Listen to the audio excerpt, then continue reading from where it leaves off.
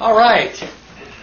We are doing pretty well. We are only an hour behind schedule, so I think that's doing pretty well, considering the amount of information that we covered and have to cover. I'm going to try to keep up my pace so that we can formally finish at 6 o'clock, because there are probably people that have got to leave. But once we get to 6 o'clock, we'll take a break, and then we will just continue and go into... If you have questions that you want to talk about something more in depth, let me know, and I will certainly do that.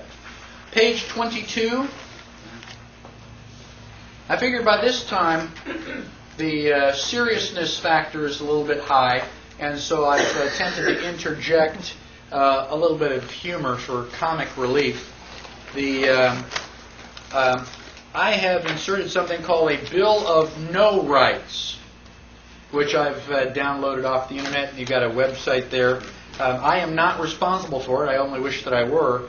But the preamble to this Bill of No Rights says, "We, the sensible of the United States, in an attempt to help everyone get along, restore some semblance of justice, avoid any more riots, keep our nation safe, promote positive behavior, and secure the blessings of debt-free liberty to ourselves and our great-great-great-great-grandchildren, hereby try one more time to ordain and establish some common sense guidelines for the terminally whiny, guilt-ridden, delusional, and other liberal, commie, pinko bedwetters." And so it goes on to say what you do not have a right to. You do not have a right to be free from harm. If you stick a screwdriver in your eye, learn to be more careful. Okay? Do not expect the tool manufacturer to make you and all of your relatives independently wealthy, etc. So you can read that. I think that it's very humorous, and sadly enough, you probably ought to post that for some people. You know. Now, the first 10 amendments are special. They identify unalienable rights, and although Congress may go through the motion of amending them or eliminating them, they may as well just go ahead and shred the whole Bill of Rights. They can do that too, but it doesn't make it valid. Now, there are several additional amendments. The 11th Amendment basically, the U.S. judicial power is denied in cases against the state, so that states have a little bit more difficulty suing each other. We looked at Article 2 that said the vice president is the guy with the second number of votes, second greatest number of votes. That was changed in 1804 by the 12th Amendment.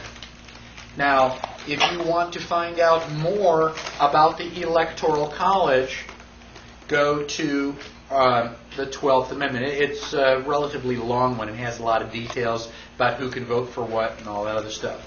So that is the process being used today. Now, the 13th Amendment is a little bit more confusing. Depends on which 13th Amendment we are talking about. Now, you and I know about the 13th Amendment that says no slavery. Okay? That was established right after the war between the states.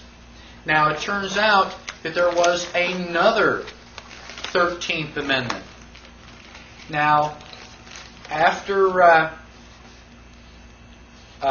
George Washington was president, John Adams became president. While John Adams was president, the U.S. Congress secretly voted to give England about 60 or 600,000 pounds of gold.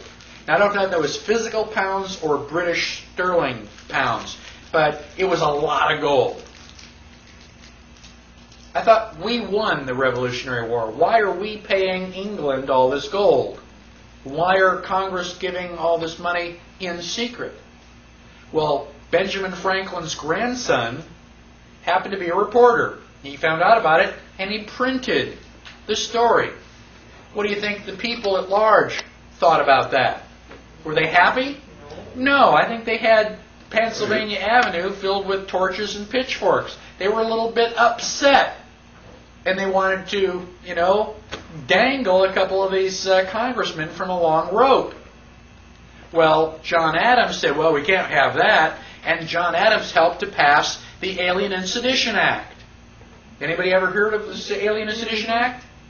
The Alien and Sedition Act made it illegal to print nasty stuff about Congress, even if it's true. Don't you know? This is the second president of the United States. We haven't even gotten started yet, and they're already putting up the Alien and Sedition Act. Well, Thomas Jefferson was our third president. Thomas Jefferson's first formal action was to eliminate the Alien and Sedition Act. You can't have freedom of speech and the Alien and Sedition Act. It's one or the other. And so he got rid of the Alien and Sedition Act. Now, they were starting to realize that Congress was being infiltrated by a bunch of lawyers. What does BAR stand for? When you take the BAR exam, what does BAR stand for? British Accreditation Registry. British Accreditation Registry. British Accreditation Registry? So these are the king's men? And when you become a lawyer, you get to put Esquire after your name. It's a title of nobility. Well, the Founding Fathers that were still around went, wait a minute, we got to put a stop to this. And they did the Titles of Nobility Amendment. And I won't read it in its entirety, but it is on page 23. And it basically says that anybody who has a title of nobility is not a citizen of the United States, which is basically state citizen, and that means that you can't be in Congress, because that's a prerequisite. So the title of nobility amendment would basically make it illegal for lawyers to be in Congress. Think about it. How many of our congressmen are lawyers? How many are not? Almost, yeah, how many are not? We can count those on one or two hands. So, the title of nobility amendment was being ratified. And at the time, they would need 13 states to ratify it. 10 of the states ratified. They wrote in and said, yes, we vote for that. Then the War of 1812 broke out. Who were we fighting in the War of 1812? England. You know, the Revolutionary War wasn't good enough. They got to come back. Well, what happened during the War of 1812? They burned down the White House, where all of the records are kept. Son of a gun. There's a lot of strong evidence that leads to imply that the War of 1812 was specifically to prevent this 13th Amendment from being ratified. So now the War of 1812 is over. Congress gets back. Okay, where were we before we were so rudely interrupted? Oh yeah, we had this amendment. And 3 states didn't show up. We didn't get their answer. Let's go get it now. So they write a letter to the president, say, go out and find out what those 3 states said. There is documented proof that the President of the United States wrote and said, what was your answer? Now, there is no evidence that the states wrote back. However, because the states were now subordinate to the supreme law of the land, every time the state would print the state laws, it seemed like a good idea to print the Constitution at the front page. That was the supreme law. All the state laws follow it. Now, you have 2 guys out in Maine, and they just do this research. They're looking through all these old books. If you like that kind of stuff, fine. Now, when they take a coffee break, imagine them going, I wonder what the oldest book in the library is. And so they go through, running through all the shelves, and they find this old book, and they slide it off the shelf, and it's got all the dust, and they blow it off, and here's the Constitution. You got the Bill of Rights, and the 11th, 12th, and 13th Amendment. That doesn't look like no slavery. It looks like no titles of nobility. We'd never heard of that before. So they started doing research, and they found out that the title of nobility amendment was printed no less than 47 times between 1820 and 1860. Why would they print the title of nobility amendment if it hadn't been ratified? Now, all of a sudden we get to 1860. What happened in 1860? Civil War. Son of a gun. And all of a sudden, title of nobility amendment is no longer printed. They just, what, erased it? How do you get rid of an amendment? With another amendment. Do you know of an amendment that gets rid of the titles of nobility amendment? No. So, if it was properly ratified, it's still in effect. And if it wasn't properly ratified, we can finish it. Imagine what would happen if we ratify the title of nobility amendment. Now, we could all go to Washington, D.C., wave bye-bye to all the lawyers. Wouldn't that be great? So, now, I'm not saying whether the titles of nobility amendment was properly ratified. I wasn't there. But I've given you two websites. Well, first of all, a little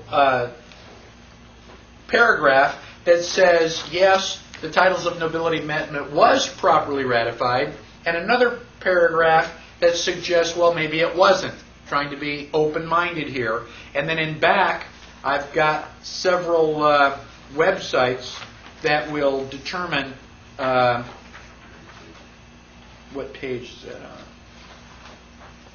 on? On page 51, I point you to 3 different websites that you can go to and research it on your own.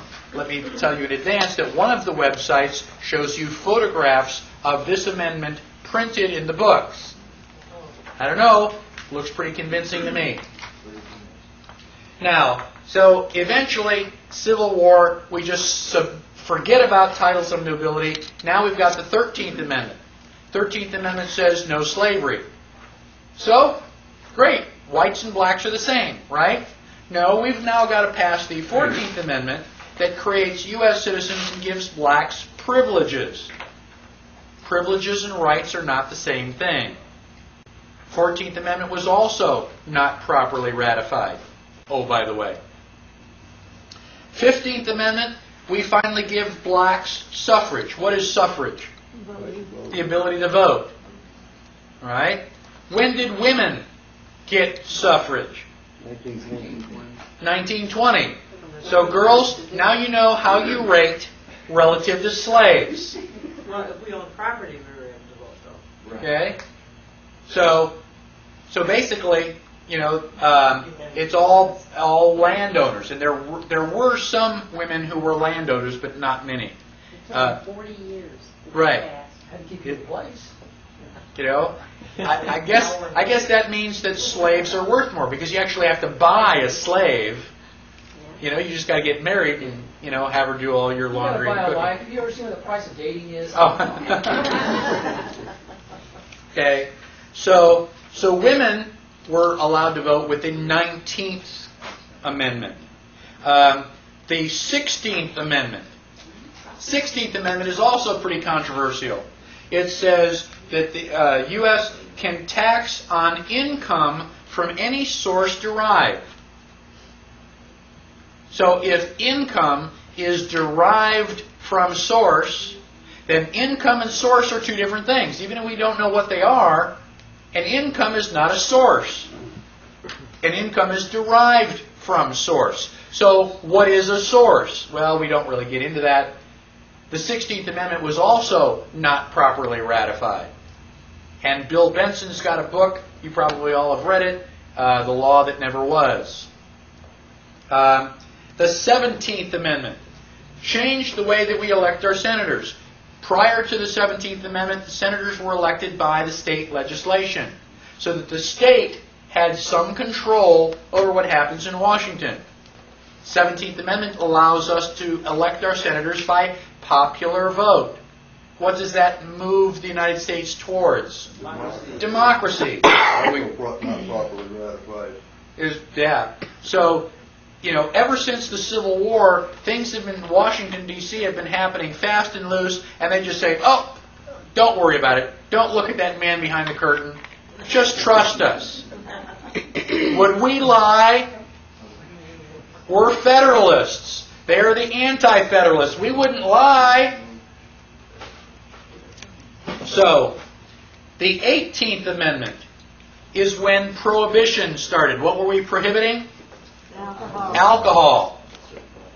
Okay? Now, the 18th Amendment is unique because it's the only one that's ever been repealed. It was repealed by the 21st Amendment. Okay? It was repealed in 1933. Everybody heard of the Budweiser Clydesdales? They were a celebration for the end of Prohibition. We were so glad that alcohol wasn't illegal anymore that Anheuser-Busch built this great big wagon to celebrate. Well, it was such a popular hit that they've just kept it as their symbol ever since.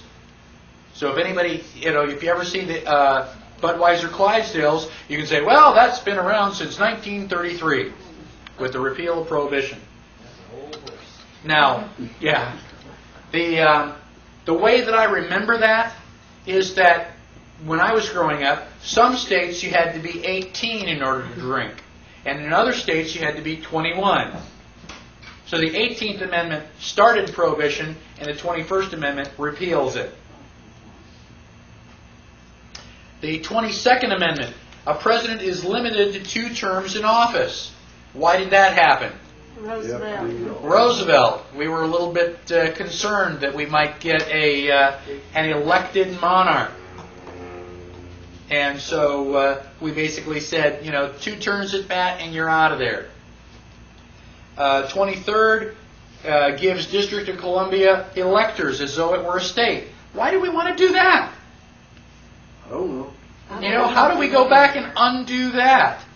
Washington, D.C. is a federal territory. Why should we give that federal territory any more power than it already has? Do you see a habit or a pattern here?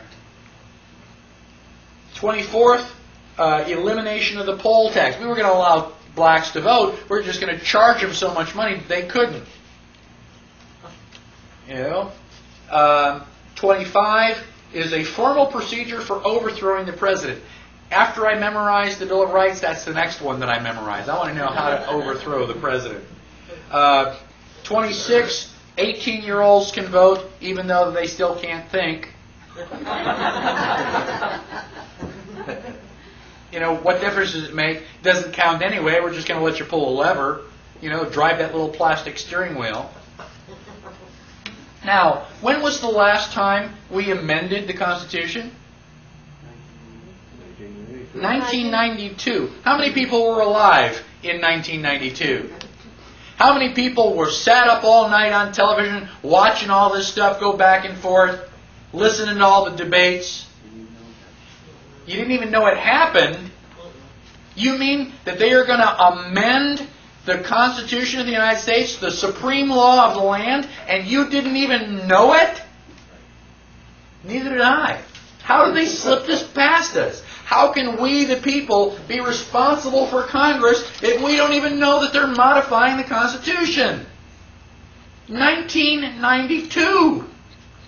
That's not even 10 years ago yet. They know we're asleep. They know that we're asleep. It's like, ding, ding, ding, ding, ding, ding, ding, ding. Somebody better wake up. And it better be us. Any questions on the other amendments? Why'd you use A and C for the titles of nobility? Because there was another 13th Amendment. It was a B? There was a 13B that somebody said, okay, we're going to propose this, and then it just never happened. It was just before the Civil War, Okay. and it got shut down. That was the one that Lincoln put through to justify slavery in certain states. Right. To keep the Union together. And it failed. Yeah, and it failed. So we've actually had 3 13th Amendments. Okay, now we're going to talk about the real heart of the problem. I mean, Congress is bad, and the United States is in deep trouble. But I'm not going to point my finger just at Congress. We have the best money that Congress can buy.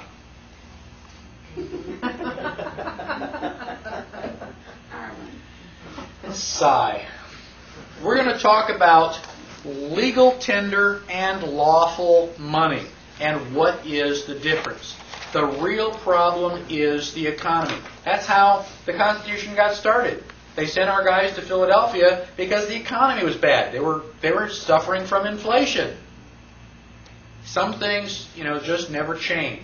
Now, let's talk about gold and silver. Why are gold and silver used as money? Around the world, not just in the United States. They're valuable. They're valuable. They have an intrinsic value. If you don't like coins, you can melt this down and make silverware. They don't rust and rot. That's where the term came from. Now, not everybody had silverware because silver is, kind of hard to come by. But, if you don't like it in this form, you can melt it and change it into something else. It has intrinsic value. All right? Why else do we use silver and gold? Constitution. So states. Well, it was put into the Constitution. A small amount of it, especially of gold, can equal a fair amount. Right. So gold is very, very valuable. Why is it so valuable? No free electrons, it won't oxidize. It won't oxidize. It's a limited Right? amount. How much gold is there? There's a limited amount. There's a limited amount. Can gold inflate? Can we just go out and just, start spitting out more gold? No. If you want more gold, what do you have to do? You got to go and dig it up. And it's hard work. And so you can spend, 10 or 15 years of your life and end up with this little ball of gold. Okay, you worked hard for it. You deserve it. Is it that ounce of gold going to inflate the economy? No. So the fact that there is a limited amount of gold and silver is a primary reason that countries all over use this as a medium of exchange. Now, when they had these goldsmiths, what you would do is, you want to buy my apple. You give me this, this gold coin. Well, there is one disadvantage to gold and silver. 10,000 apples. You try carrying this around in your pocket. If I don't have a belt on, I'm gonna lose my shorts. It's heavy. And not only that, if I'm walking around and this stuff is jingling around, everybody knows I've got it. And they can either cut my throat or cut my purse, and take it from me. So it does have a disadvantage. So one of the things that we used to do is take your money to the goldsmith. One, he would punch it into coins for you and make them all the same. And then he also had a great big lockbox. So you can say, well, I want to just leave my gold here where it's safe, and the goldsmith would give you a receipt for it. Kind of like Chinese laundry. You bring back the receipt, we'll give you your gold. No ticky, no washi. So we get your receipt. So now I want to buy your apple. I can say, don't go away. And I can run down to the goldsmith, give him my receipt, get the gold, come back and say, okay, here's the gold, you give me the apple. Well, what are you going to do with it? You don't want to keep it around, so you run down and give it to the goldsmith, and he gives you the receipt. Well, gosh, that's a whole lot of running around. If I've already got my gold receipt, can I give you the gold receipt, you give me the apple? Yeah, you're going to end up with it in 5 minutes anyway. It's a lot easier to carry paper. You just put it in your pocket or your wallet. It doesn't weigh as much, and it works the same way. You want the gold, you can go and pick it up. Now, the guy who's holding all the gold goes, wow, this is a real bummer. I've got 1,000 gold coins, and people only come in and collect like 100 of them at any one time. So only about 10% of the people who have gold here ever ask for it back. Everybody's using these gold receipts. Now, because I'm not terribly scrupulous, well, how can I take advantage of that? I can print more gold receipts. Yeah, but if I spend them, everybody's going to say, hey, Jack, how come you got all this money? Where are you getting all that? So I really can't spend it myself, but I can sure loan it to you. Nobody's going to ask you. If they say, where'd you come up with that money? I borrowed it from the goldsmith. So, that's like cool. So if I only have 10% of the people collecting their money, and I have 1,000 coins, I can print 10,000 notes. So I can print all these counterfeit gold receipts. And I can loan them to you and loan them to you and loan them to you. And now everybody's using the gold receipts. You can't tell them from the original ones because I printed the original ones. And now 10% of those people, 10% of the $10,000 are going to come in and collect their gold. And I've got the 1,000 pieces of gold that I need. That's how fractional reserve banking got started. I'm basically counterfeiting money legally. So now this is a really great setup. I can counterfeit this money, I can loan it to you, and now when you borrow money from me, you've got to pay me back in interest. And I'm going to ask for the interest in gold. So I don't know where you're going to come up with it, but you're going to go out and bring back more gold. So if I've got more gold, I can print 10 times as much money. For every gold coin you print me, I can print 10 certificates and loan that out. It doesn't take an idiot to figure out that I'm going to be making money pretty much hand over fist here pretty soon. Now, I've got almost the perfect setup. Almost perfect because, you don't borrow enough money. I mean, you're a nice guy, but, you only borrowed maybe $5,000. And you're going to do that once because you want to buy a house. If I want to make more money, I got to figure out a way to loan more money. Who can I go to that will borrow money from me? Can I loan money to a government? Will governments borrow money? Yeah. And they borrow lots of money. Especially if somebody's about to attack. If your country is going to war, don't you want to borrow money so you can buy guns and defend yourself? I mean, and if you're going to borrow money now, aren't you willing to borrow that money at like a really high interest rate? The goldsmith says, yeah, I can loan you the money, but it's going to be 25 or 30%. The bad guys are coming. I need the guns today. I can't work. If you don't give me the money, I'm not going to have anything to defend. So yeah, I'll borrow the money. I'll give you your 30%. Ha ha! I've got the perfect solution. Except, you're battling this guy over here. So I've loaned you money. I'll go over here. You want to borrow money? I mean, you're fighting against this lady over here. You don't want her to win. I can loan you money too. So now I'm playing both ends against the middle. I'm loaning you money at 30%. I'm loaning you money at 35% because I'm not giving you very many chances. And I've got the two of you fighting. You're both borrowing lots of money. I'm making money hand over fist. This is good. What's the only bad news that I could ever get? The two of you shook hands and decided not to be at war anymore. Oh my gosh, you can't have that.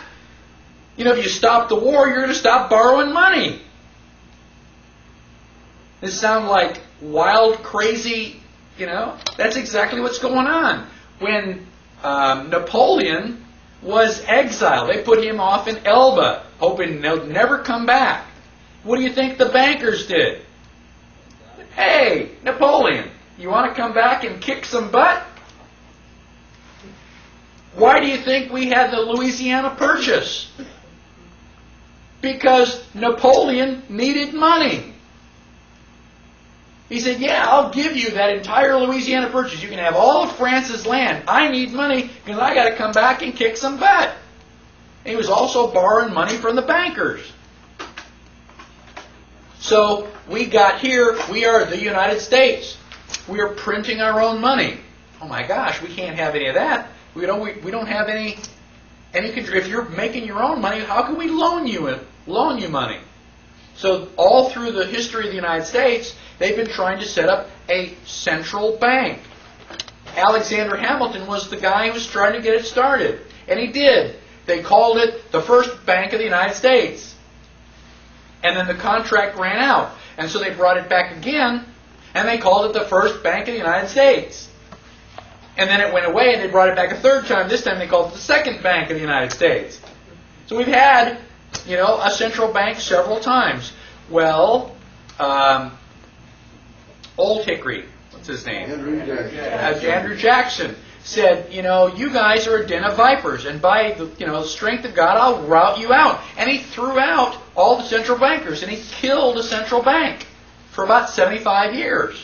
He did a good job of it. Not a perfect job, but back in 1913, the central bank came back. What do we call it?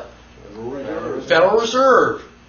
So they print money out of thin air. You've heard the joke about the woman goes into the bank and says, I can't be overdrawn. I still have checks left. You know, that may be cute, but that's what the Federal Reserve is doing. Prior to 1913, how did Congress get money? They have to beg.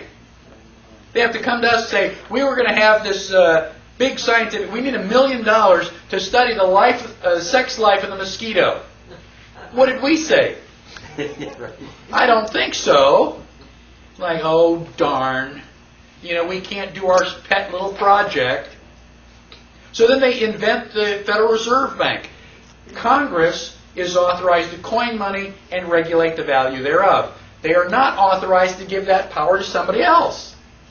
If I'm a police officer, can I give you my gun and say, would you direct traffic for me while I go to lunch? Can I give you that authority? No, because I can't give you the responsibility that goes with it. We give Congress the responsibility to coin money. We did not give them the authority to give it to somebody else. But they did. Federal Reserve Act is completely, totally, 100% unconstitutional. I don't care how much, it depends on what your definition of is, the president does. It's unconstitutional. So now we've got the Federal Reserve Bank printing money out of thin air. What does Congress do? They borrow money from the Federal Reserve. Did they ask us? No. They just borrow the money. They do their, study on the sex life of the mosquito, and then they turn around to us and go, oh, gosh, we've got a national debt. You got to pay taxes. We got to pay our national debt. Wait a minute. They were supposed to ask us before. Now they've invented a system where they can get the money without asking. It is criminal. It is treason. Absolutely treason. Anybody here still think that the government is out to for your best interest? I'm from the government. I'm here to help. Oh yeah? Stand still. Now, one of my favorite quotes is from Ludwig von Mises. Ludwig von Mises says on page 24, the government is the only institution that can take a valuable commodity like paper and make it absolutely worthless by printing on it. Think about it. If you'd given me scrap paper, I could use it for something, but now that you turn it into money, it has no value. Now, money is defined by Black's Law Dictionary. In usual and ordinary acceptation, it means coins and paper currency used as a circulating medium of exchange and does not embrace notes or IOUs, evidence of debt or other personal or real estate. A note is an instrument containing an express and absolute promise of signer to pay a specified person or order. It's a promise to pay. Now, when we started this class, you gave me silver, I gave you a book. That is quid pro quo, Latin for something for something. We do an exchange. So once I've given you something, you've given me something. Once we've done this trade, the transaction is over with. I'm happy, you're happy, leave me alone. Now, if you say, gosh, I'd really like to have that apple, and I say, well, okay, it's $1. You say, well, I don't have $1, I've got an IOU. If I give you the apple and you give me the IOU, have we finished the transaction? No. Now, somebody's got a banana, and I want to buy the banana. And they say, well, it's $1. They say, well, instead of $1, I've got this IOU from so-and-so. Would you take my IOU? You go, yeah, okay, I'll take that. And I give the IOU and I take the banana. Have we finished a transaction? No. Somebody still owes this guy $1. Somebody is still stuck. That's what a note is. At the top of the dollar, it says Federal Reserve Note. These are official IOUs that are absolutely, totally worthless. Now, they are not the same as this. This is a silver certificate. At the top, it says silver certificate. And at the bottom, it says $1 in silver payable to the bearer on demand. So you could used to be able to take one of these into the bank, and they would give you silver. And I'm not talking about the bus tokens that we use. I mean, if you listen to these things drop on the floor, they sound hollow. Doesn't sound anything like silver. So, basically, this is real money because it can be converted into gold or silver. This is a Federal Reserve note, and it happens to be worth whatever Alan Greenspan says it's worth. It is fiat paper. Now, what I want to do, has anybody not seen silver certificates? I'm willing to pass these around. You're a youngster. I want them back. Are they just a collector's item, or are they still considered? I mean, No, this will no, you- always be legal tender, right? You can spend that. Like it's $1. You know, you could spend it like it's $1, but it's worth a whole lot more. I mean, I've got those in plastic. I won't spend it, and I'll give you dollars, but I want that one back. I have Why one not? curled up in my I meant legally, can it be? Yes, legally you can spend it. Now you're not going to find those in circulation because there are a couple 100,000 of us that know the difference, and we'll snatch those out of circulation faster. That's rolled up to me. You What know, about a $2 bill? It doesn't say either. what's that? $2 bill. It doesn't say silver certificate or. Right. I have to check I have a $2 note. I haven't checked that. There were some older $2 bills. Right. A time ago. Okay. Now, It might be the one Kennedy issued. That's in there. okay. Now, negotiable. I'll give you $2,000 for that. $2,000 for what? What is For that? one of your silver certificates. Oh, $2,000 bill. yeah. Well, you want to take that? How about this million? Yeah. Now, negotiable means that we can negotiate about it. If I've got a pile of silver and you've got something that you're going to say, well, how much is it? And we can negotiate. Okay? You can decide whether you want to take it or not. Non-negotiable means you don't have a choice. It cannot be transferred. Not capable of passing title or property by endorsement or delivery. This was the question that you had earlier. If I take your apple and I give you this silver, I'm basically transferring property. This is now your property. The note cannot transfer property. It's just an instrument of debt. It's basically a tally system. You do not own this dollar, even if it's in your wallet. Who owns this dollar? Federal Reserve. The Federal Reserve. It's got a serial number on it and everything. So this is their money. If you go to Avis and you want to borrow one of their cars, you take their car, drive it around for a week, fill it up with gas, bring it back. It's still their car. They're going to charge you money for borrowing it? Yes, that's known as an excise. Rent on the car. The 16th Amendment, the Supreme Court has determined that the 16th Amendment confers no new power of taxation on the Congress. Congress can't do anything now that it couldn't already do before the 16th Amendment. The Supreme Court says all the 16th Amendment does is to establish the income tax as an excise, which means that you are paying rent for using their property. It's like going to Avis. Did you transact business using these? Yes. Well, you got to pay rent and all the paper dollars that you handled. Why do people use the Federal Reserve notes?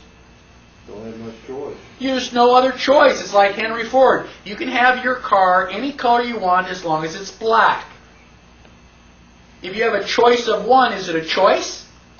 No. So, what do we need? We need some options. So instead of using this, we can use this. This is American Liberty currency, minted by an organization called NORFED, N-O-R-F-E-D, the National Organization for the Repeal of the Federal Reserve. So not only, if you don't want to carry the silver in your pocket, you can carry silver certificates. This is a certificate. It's a warehouse receipt.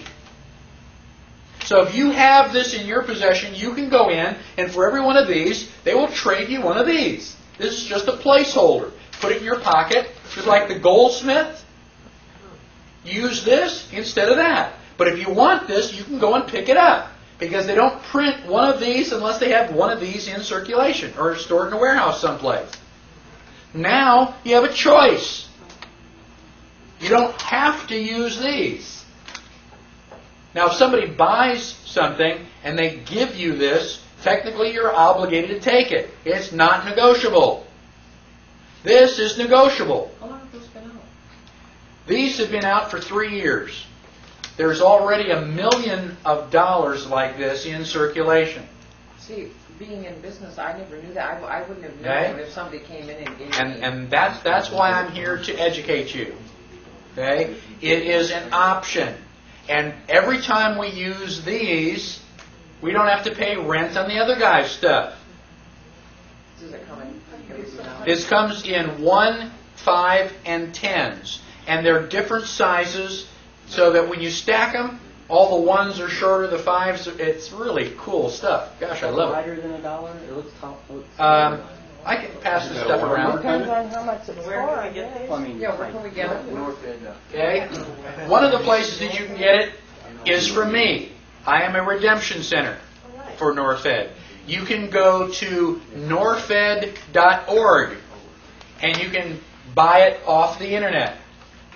And basically, in the back of your book, in the handouts, it is like the second or third item. Okay, I've got a little flyer for the NorFed, and it explains what it is, what it looks like. It is perfectly legal. We are not violating any laws. So for those of you that don't want to go to jail for not having a driver's license, or go to jail for not paying your taxes, this is something that you can do, which is non-threatening, it's not legal, and you are helping to restore the republic. You said it's not legal. It is legal. It is legal. It's not illegal. It's not illegal. Do the merchants accept it? some do. You can negotiate. Now, if a merchant will accept it, they can put a little silver tag. You know how you got American Express, MasterCard, Visa labels on the door? We've got another silver label about the same size that says ALC, American Liberty Currency. And we've got 3 or 4 places in Austin that will accept it. Yeah, they give you a catalog that tells you what merchants, Right. where the redemption centers are. So if you are a business, talk to me. I'll give you a silver certificate, a silver label. You put that on your door, and you're helping us. Now, what do you do when you get it? 2 things. Give it out to people as change. Gosh, what's this? Spend 5 minutes, tell them what it is. Okay, tell them it's silver. In fact, these spend real easy. $9.99 here. Man, you go into Taco Bell with this, and they go, "Wow, what is that?" It's $20. It's silver. Is it like, do you take silver? It's like, wow. And frequently what they'll do is they'll put this in their pocket and put $10 of their money in the thing. I went into McDonald's one time, sold 1 to the guy behind the cash register and 4 to the people after me. They go, wow, what is that? I mean, I had to go out to the car to get more silver. Okay? People know value when they see it. And when you start using this instead of that phony money, not only are you helping to recover, our economy, but you're helping to restore the republic. And it's only been around for 3 years yet. As more and more people learn about it, it's going to help. And I'll talk to you some more about that same organization. Did you bring a lot with you? Did you bring a lot of it with you? Yes, it did. In essence, if the Federal Reserve, if we use their note, do they, in essence, own our property that we buy with that? No, that is not true. Even though it was not a completed... But it isn't a completed transaction. We have the computer. The thing is, they don't own it, but neither do you. Your grandchildren own it. Right. It's a real strange and bizarre thing. Hey, this Norfed Redemption Center, is it a bank? No, that's me. Oh, that's you. That's me. Oh, 'cause I said, That's- Tina, I said, we can go right there and get it. That's me.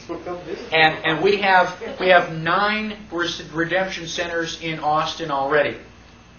There's 4 or 5 in Houston, too. 3 years ago, they had 20 redemption centers.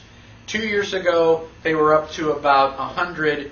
Today, we have about 1,200. I mean, Norfed is growing exponentially. You tell 2 friends, and they tell 2 friends, and so on, and it won't be long, before everybody knows about Norfed.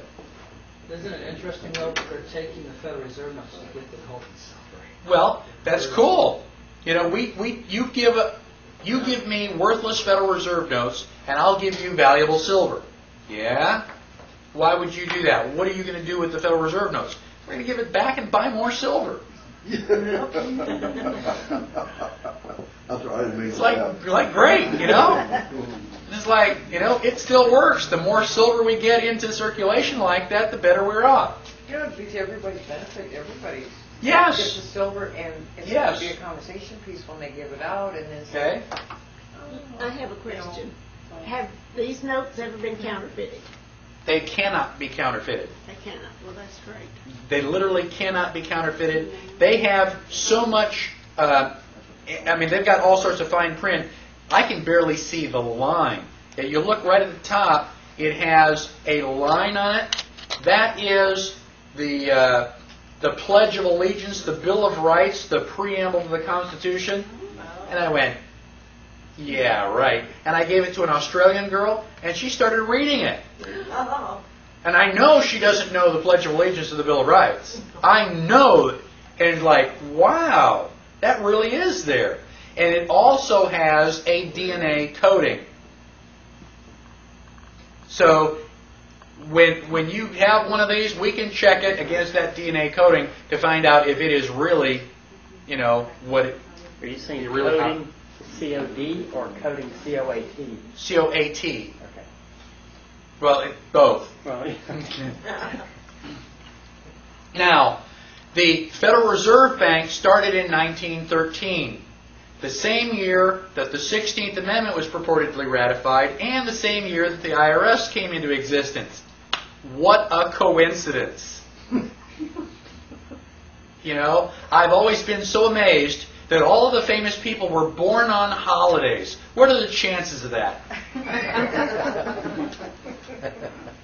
So, now, let's talk a little bit about economy. All you need to know about economy is the law of supply and demand. If there's a lot of it, the price is going to be really cheap. How much are you going to spend for cow patties? Probably not a whole lot. If I want some, I'll just go out back to the back 40 and pick some up. Gold, how much is that worth? Well, a lot, because there isn't very much around. Now, the same thing is true about peaches. If I'm a peach farmer and I got 1 million peaches, and I sell my 1 million peaches this year, let's say I sell them at 25 cents a piece. Next year, I try to grow peaches and I've got rain and frost and all sorts of weather problems, and I only have 500,000 peaches. How much are peaches going to be at the market? About 50 cents. The price is going to go up. So you've got good years and bad years. You know, this is called market flow. And if people decide they don't want peaches anymore, then the price is going to go down. This is a normal, healthy economy. It's a free market economy. The people set the price based on what they're willing to pay. Now, we got the Federal Reserve that comes in and says, hey, this bad years, good years, bad years, good years, that's got to stop. We want to have just like a smooth, steady, flow. So we're going to set up the Federal Reserve so that we eliminate inflation and deflation. Oh, really? Okay. So what happened in 1929? The stock market crash. I thought the Federal Reserve was supposed to fix that. I thought it was supposed to prevent that. Ugh. Okay? So let's talk about money. When we talk about money, frequently we refer to it as the blood of the economy. Excellent, excellent metaphor. Because it circulates. If I buy something for $1 and he buys something, he buys something, he buys something, and then they buy it for me, that $1 bill has gone around through all of us and basically is just an exchange. Just a placeholder. What happens if you have too much blood and your blood pressure goes up? Is that good for you? No. What happens if you accidentally slice your wrist and you start to lose blood? Is that good for you? No. There's a certain range. Too much is not good, not enough is not good. There's a certain limit in the middle where you need to have, in order to have a healthy body. Same thing is true of money. Too much or too little, and your economy is going to be in trouble. I'm going to oversimplify this, just so that, nobody can miss it. Let us pretend for the next 10 minutes that the only thing to buy or sell in the United States are bales of hay. Everything else you just kind of grow yourself. The only thing we're going to buy or sell are bales of hay. There are exactly 1 million bales of hay. There are also exactly 1 million paper dollars. How much is a bale of hay? $1. The dollar is worthless. It's just a representation of the bale of hay. So I've got my 100 bales of hay. But I've only got one cow. There's no way that my cow can eat all that hay before it goes, rotten. And plus, I got a little tiny apartment. I don't have a place to store 100 bales of hay. Where would I sleep? So what I'm going to do is I'm going to sell my 100 bales of hay, and I'm going to end up with $100. Isn't that great? So now, $100, I can put that in my pocket. I can carry it. Or I can go home, open up the safe, put the money in the safe, take out my trusty rifle, lock the safe, turn on the security alarm, and sit on the couch all night. And I'm wide awake because I've been drinking coffee. I am just one wired so-and-so. And I'm going to protect my $100. Now, overnight, the Federal Reserve decides to print and distribute another 1 million paper dollars. So I wake up, the sun comes up, it's breakfast. Now there are 2 million paper dollars and still 1 million bales of hay. How much is a bale of hay? 50 cents. Bale of hay is worth $2. Bale of hay is worth $2. I go into the safe and I bring out my $100. How many bales of hay can I buy? 50. So without triggering the alarm, without walking past me and my rifle, without even opening up my safe, the government has stolen 50% of my buying power. That is why inflation is evil. Because they're stealing from you and you don't even know it. How did we get into trouble in the first place? Why did we write the Constitution? Because each of the colonies was printing money. They were suffering from inflation. After World War I, Germany had a 5,000% inflation rate. Whatever cost you $1 in January cost you $50 in December. When I was a boy, my mother told me that you would walk around with a shopping bag full of money. Why? Because you're rich? No, because the money is worthless. It cost you $1 million to go and buy the groceries. And you say, oh yeah, but that was back, World War I. That's before my time. Ever go to Mexico? You go down and buy a hamburger and fries in Mexico, it's going to cost you 77,000 pesos. Oh my gosh, and you get your calculator out and you go, oh, that's $8. Why are pesos worthless? Because Mexico has been inflating their money. If you walk around, you see a peso on the ground, you don't even pick it up. It's not worth the time to bend over. Oh, but wait a minute, there's a washer on the ground. I'll pick that up because I may be able to use that. So it can't happen here. Ever since 1913, the Federal Reserve has been printing money, printing money, printing money. Where did it go? How come we're not knee-deep in dollar bills? Federal Reserve, IRS has been stealing Because it they're out. putting it in on one end and taking it out every April 15th. What does it cost them to put it in? Nothing. They print the money out of thin air. And they put it into circulation. How do you get it? You work your butt off. You work hard. You go, okay, I've got it. And the IRS comes along and say, okay, we're going to take 40%. Thank you very much. The IRS does not pay for roads, hospitals, and national defense. It's a lie.